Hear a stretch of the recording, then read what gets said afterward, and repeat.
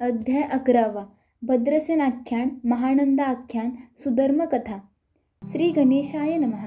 जे शिवभक्तीत मग्न असतात, शिवलीला श्रवण करणे आणि सदाशिवाचे पूजन करणे यात रमतात, ते लोक धन्य होत. सूत शौनादिकांना सांगत होता.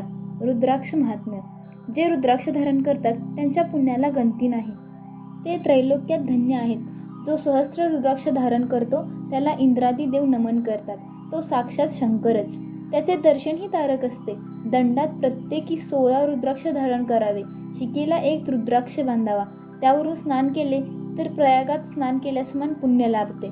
प्रत्येक मनगटात 12 रुद्राक्ष धारण करावेत. कंठात 32 व मस्तकाभोवती 24 रुद्राक्ष बांधावे. कानाभोवती प्रत्येकी 6 रुद्राक्ष बांधावेत. 108 रुद्राक्षांची माळ कंठात नेहमी धारण करावी. एकमुखी रुद्राक्ष फार महत्त्वाचा आहे. तो ऐश्वर्य देणारा आहे. 5, 6, 8 व 14 मुखांचे रुद्राक्ष लक्ष्मीदायक असतात. रुद्राक्षावर जप केला तर सर्व मंत्र फलप्रद होतात. रुद्राक्षाचे पूजन केले तर शिवपूजनच घडते.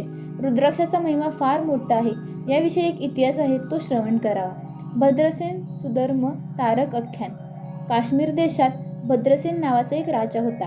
तो प्रजेला फार प्रिय होता. न्यायी, चतुर, पंडित आणि विवेकी होता.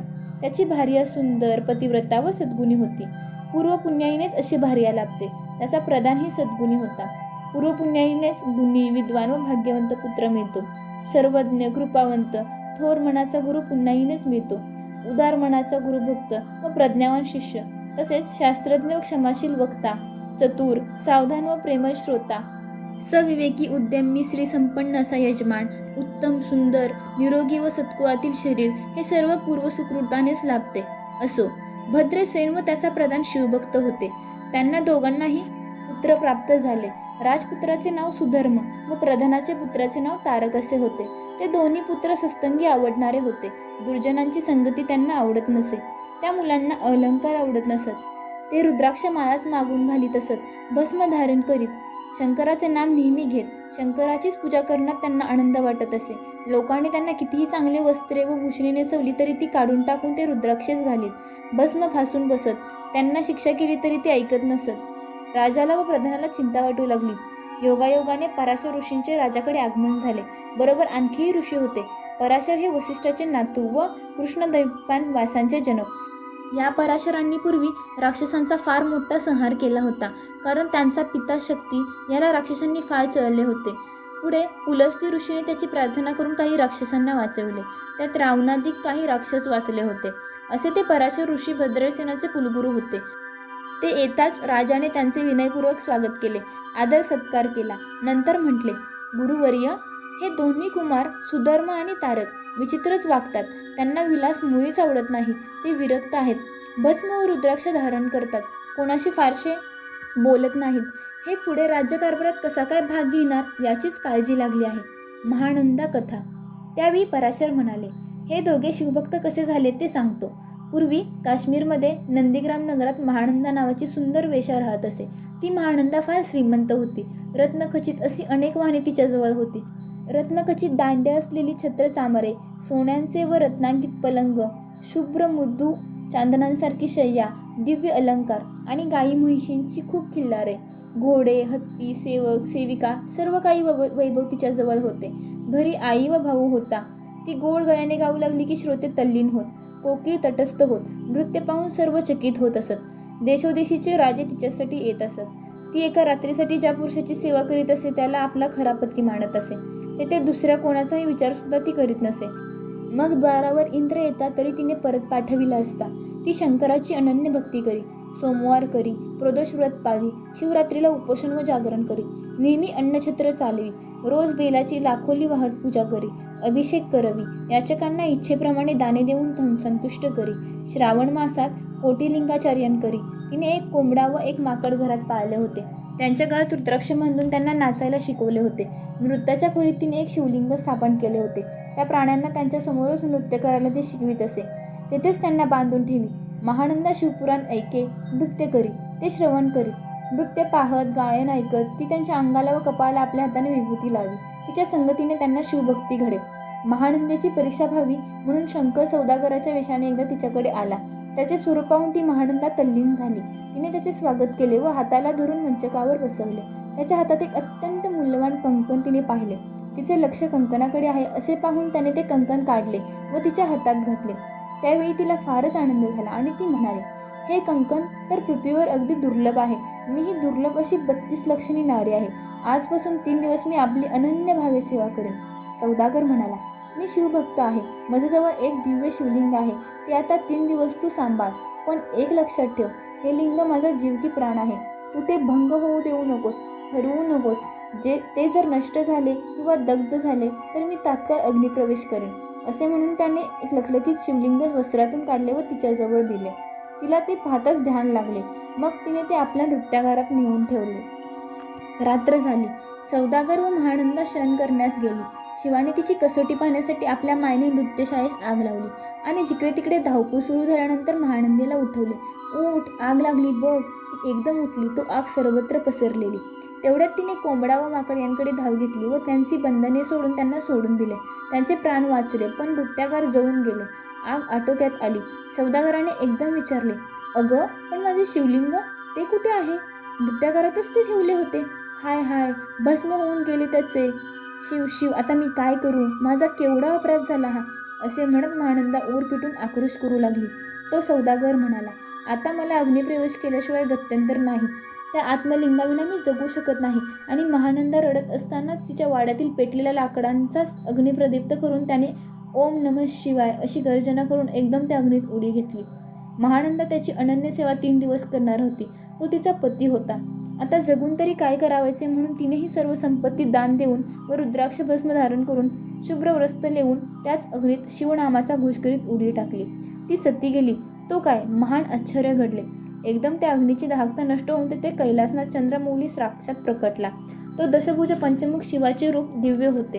तो म्हणाला, महानंदे, मीच सौदागर म्हणून आलो होतो. तुझ्यावर मी प्रसन्न झाला आहे. तू वर माग. महानंदा म्हणाली, हे संपूर्ण नगर उद्धरून जाऊ. शंकराने तथास्तु म्हटले. तेथे अत्यंत विशाल विमान आले आणि त्यात माता व बंधू यांसह सती, महानंदा व सर्व नागरिक त्यांना बसवून शिवाने कैलासास नेले. त्या शिवलोकात आदिव्याधी नाहीत, श्रुदा व तृषयांचा त्रास नाही, भेदबुद्धी नाही, कामाधिक षडविकार नाहीत, द्वंद्व व दुःख नाही. अमृतासारखे मधुर असे जल तेथे असून देववृक्षांची अपार वने व गोदन आहे. चिंतामणी जडवलेले खांब व भिंती असलेली निवासस्थाने तेथे भक्तांसाठी आहेत. स्वप्नातही शिवभक्त जे बरळतात ते त्यांना तेथे प्राप्त होते. महानंदा शिवलोकी गेली. तिने पाळलेले कोंबडा व माकड शिवभक्तीच्या प्रभावाने आता राजपुत्र व प्रधानपुत्र म्हणून जन्मास आले आहेत. पराशर पुढे म्हणाले, सुधर्म व तारक हे नावाप्रमाणे तुमचा उद्धार करतील यात संशय नाही. तेव्हा भद्रसेन आपल्या प्रधानासह पराशरांच्या पाया पडला. स्वतःला धन्य मानू लागला. त्याने पुन्हा प्रश्न केला, मला हा एवढा एकच पुत्र आहे. मोठ्या नवसाने जन्मला आहे. प्राणाहून प्रिय आहे. त्याचे भविष्य काय आहे? तो किती वर्ष राज्य करेल? किती वर्ष जगेल? पराशर म्हणाले, मी सत्य सांगेन, पण तुम्हाला फार दुःख वाटेल. सर्व सभाजन दुःखी होते. मी जर खरे बोललो नाही तर मूर्ख ठरेन, पण खरं बोलेन तर ते विषयाहूनही कटू वाटेल. भद्रसेन म्हणाला, सत्यच सांगा, अनुमान करू नका. मग आम्हाला दुःख होईल ते होऊ.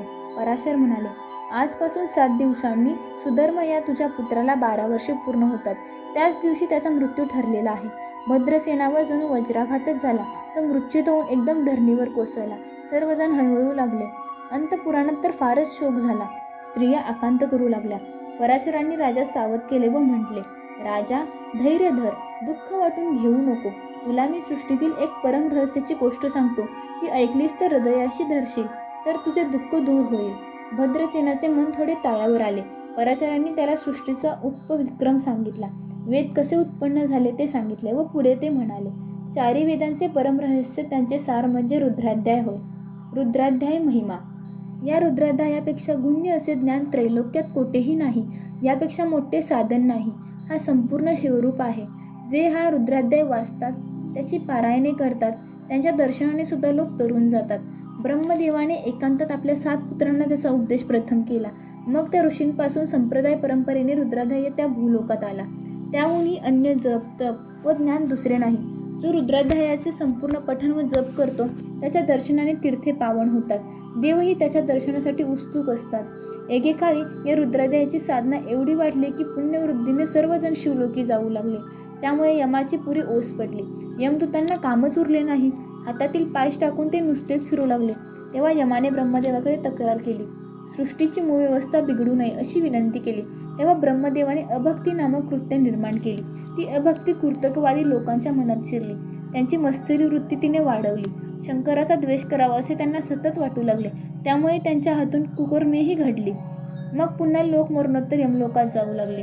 यम आपल्या दूतांना म्हणाला, जे शिवाचा द्वेष करतात त्यांना अल्पायुषी करा, त्यांचे नरकात हाल करा. जे हरी व हर यात उच्च नीच भेद मानतील त्यांनाही नरकामध्ये टाका. ज्यांना रुद्राध्याय आवडणार नाही त्यांना तुम्ही कुंभीपाक नरकामध्ये छळावे. रुद्राचे अनुष्ठान करतील त्यांना दीर्घायुष्य द्यावे.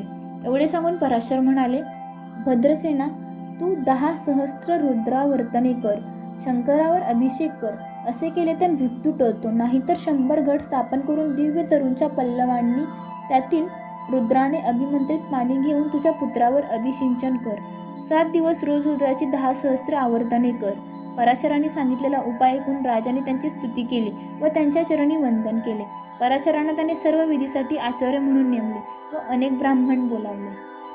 हजारावर ब्राह्मण जमले व त्या सचिल्य ब्राह्मणांनी आवर्तने सुरू केली. 1000 घटांची स्थापना केली होती. त्यात मंदाकिनीचे जल भरले होते. घटात आम्रपल्लव घातले होते. रुद्रघोष सुरू झाला. 6 दिवस अनुष्ठान चालू होते. 7व्या दिवशी अनुष्ठान चालू असता मध्यान्हकाळ आला. राजपुत्राचा मृत्यूचा काल येऊन ठेपला. तो एकदम मूर्छित पडला. काही वेळ त्याची हालचालच बंद पडली. राजा फारच घाबरून गेला. पण गुरु पराशरांनी त्यांना अभय दिले. रुद्रमंत्राने पावन झालेले जल त्यांनी पुत्राच्या अंगावर सिंचन केले. तेव्हा तो सावध झाला. तुला काय झाले होते? मूर्छा कशी आली?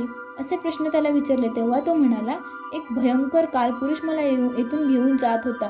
तो 4 पुरुष धावत आले आणि त्यांनी मला त्यांच्या हातून सोडवले. ते 4 शिवासारखेच पंचवदन चतुर्भुज होते. ते फार तेजस्वी होते. त्यांच्यापुढे त्या कालपुरुषाचे काहीच चालले नाही. मी लगेच सावध झालो. भद्रसेन फार हर्षित झाला. शंकराचा जय जयकार करू लागला. त्याने ब्राह्मणांना नमस्कार घातले. तो आनंदाने रडू लागला. देवांनीही गगनातून पुष्पवर्षाव केला. वाद्यांचे ध्वनी निनादू लागले. भद्रसेनाचा पुत्र अपमृत्यूतून वाचला. त्यामुळे सर्वजण आनंदाने शिवनामाचा गजर करू लागले. भद्रसेनाने होम यथाचार्य पूर्ण केला आणि अगणित द्रव्य दान दिले. अगणित लोकांना अन्नदान केले. याचक असा कोणी उरला नाही. ब्राह्मणांनी मंत्राक्षता देऊन राजाचे सपरिवार कल्याण चिंतले. उत्तम आशीर्वाद दिले. त्यावेळी आणखी एक आश्चर्य तेथे घडले. साक्षात देवर्षी नारद तेथे आले. त्यांचे महात्म्य काय वर्णावे? वाल्मिकी, व्यास, ध्रुव व प्रल्हाद हे ज्यांचे शिष्य, त्या त्रिलोकी वंद्य नारदांचे तेथे आगमन झाले. तेव्हा जणू गंगा काशीला आली. सुगंध वनात वसंत ऋतू आला. अथवा दुर्दैवी माणसाला चिंतामणी सापडावा. ते 14 विद्या व 64 कला जाणणारे, मुखाने नारायण नाम घेत सर्वत्र संचार करणारे नारायणाचे श्रेष्ठ भक्त नारद. त्यांचे आगमन होताच यज्ञकुंडातून अग्नी मूर्तरूप घेऊन प्रकट झाला व स्वतःच्या दक्षिणाग्नी, ग्राहपत्य अग्नी व आवहीन अग्नी अशा 3 रूपांनी त्यांचा सामोरा झाला. राजा सर्व ब्राह्मणांसह व प्रधानांसह त्यांच्या स्वागतासाठी तत्पर झाला. त्याने नारदांची पूजा केली. त्यांना कुशल विचारले. पराशर आणि नारद परस्परांना भेटले. राजा म्हणाला, हे देवर्षे, आपण द्रष्टे आहात. त्रिखंडात सर्वत्र संचार करणारे आहात. आपल्याला काहीही विशेष दिसले किंवा कळले असेल तर सांगण्याची कृपा व्हावी. नारद म्हणाले, येताना वाटेत मी 4 शिवदूत पाहिले. ते मृत्यूला हाकलून नेत होते. तुझ्या पुत्राचा मृत्यू टळला हा रुद्राच्या अनुष्ठानामुळेच. धन्य धन्य.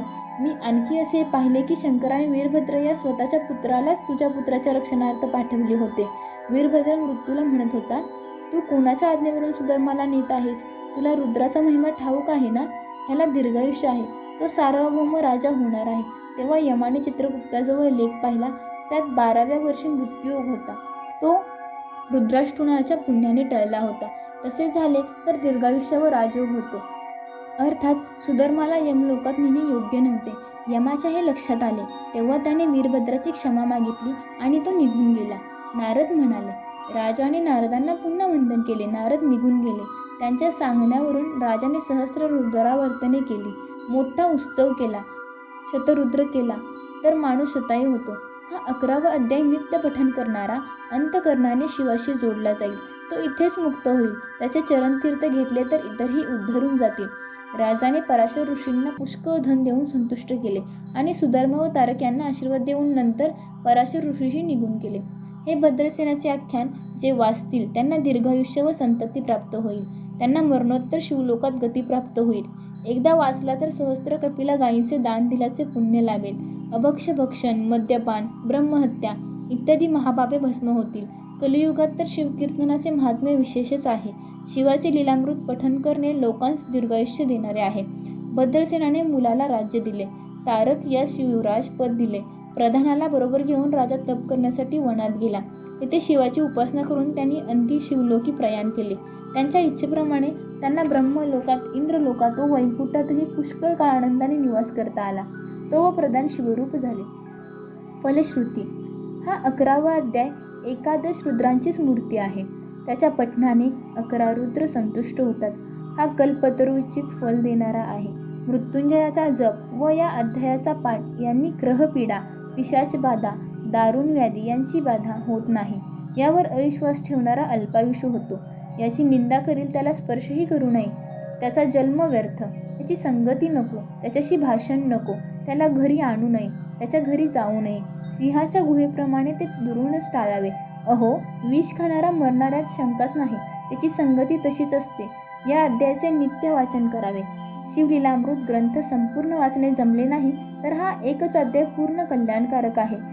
नित्य पठण करणारा, रुद्रानुष्ठान करणाराच जाणावा. श्रीधराला स्वामी ब्रह्मानंद गुरु हे शिवरूप आहेत. तेच आनंदाने अक्षय निधान. स्कंद पुराण ब्रह्मोत्तर खंड शिवलीलामृताचा 11वा अध्याय श्रोते नित्य श्रवण करोत. श्री सांब सदाशिवापर्णमस्तु. ओम नमः शिवाय.